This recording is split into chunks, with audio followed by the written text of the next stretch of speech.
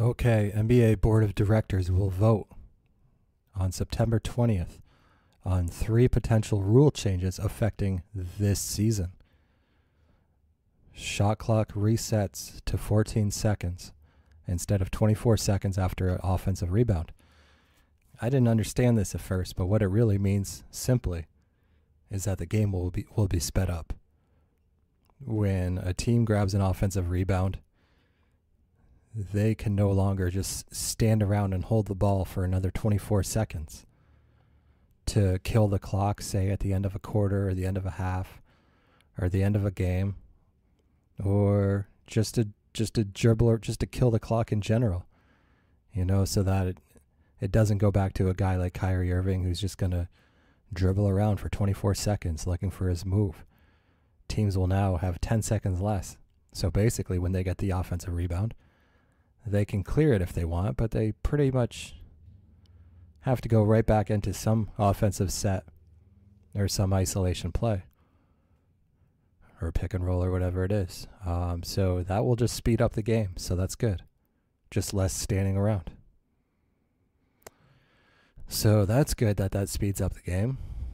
Like soccer games, I believe they're shorter and there's less interruptions and it's just fluid play, not all these commercial breaks. So the more the NBA game gets sped up, the better, I say, within certain limitations.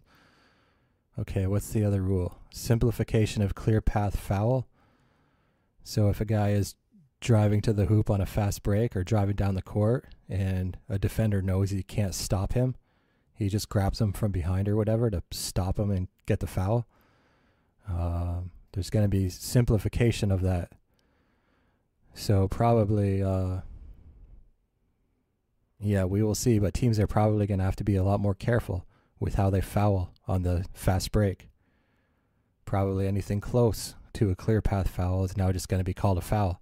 So it's going to be probably just basically hands off on these fast breaks when the offensive team has the lead. So we'll probably see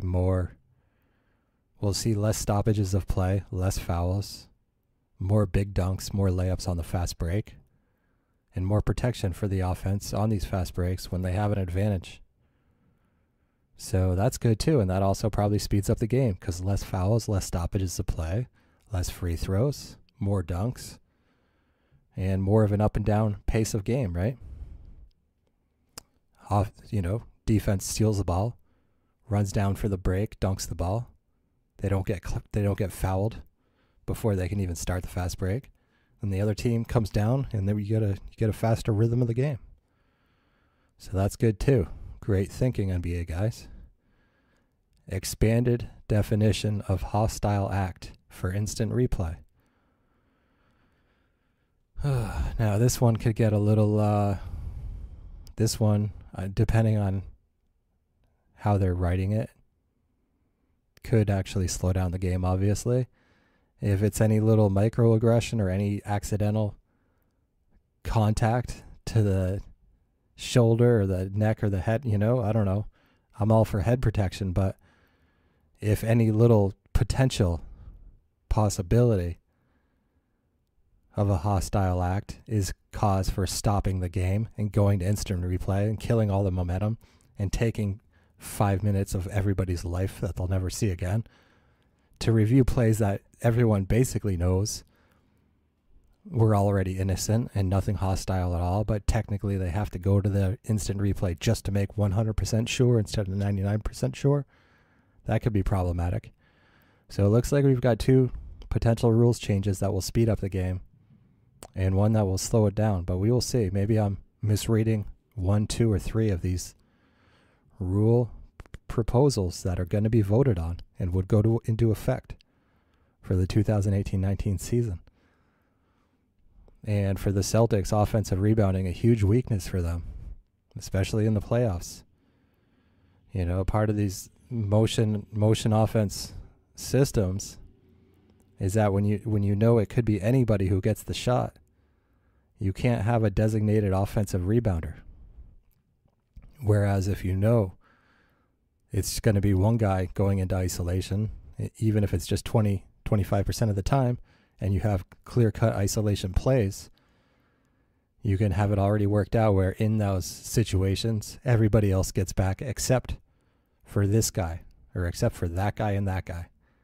And they know their job is to go in there every time for the offensive rebound while everybody else gets back, rather than having all 5 guys run back on defense and having none of them prepared to go in for an offensive rebound, so that you basically have next to 0 chance of actually getting an offensive rebound because everybody's getting back on defense because it's not worked out coordinated beforehand where there's one designated offensive rebounder.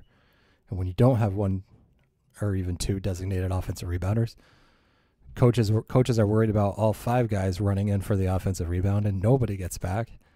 And so instead they just tell them all to get back. So the Celtics have that issue. But maybe now we'll all have more designated offensive rebounders. And offensive rebounding, another reason why these long, skinny guys are so important, because even if they're not grabbing the offensive rebound, they can tip the ball to somebody else. And the Celtics don't really have a lot of those guys. And maybe Robert Williams could be one of them. Yeah, he definitely could. But anyway, offensive rebounding weakness of my Celtics. But this offensive rebounding rule has no effect on really anything except speed of play. All right, guys, let me know what you think about these potential rules changes going into effect in about 2 months when basketball starts. I'll see you soon. Peace.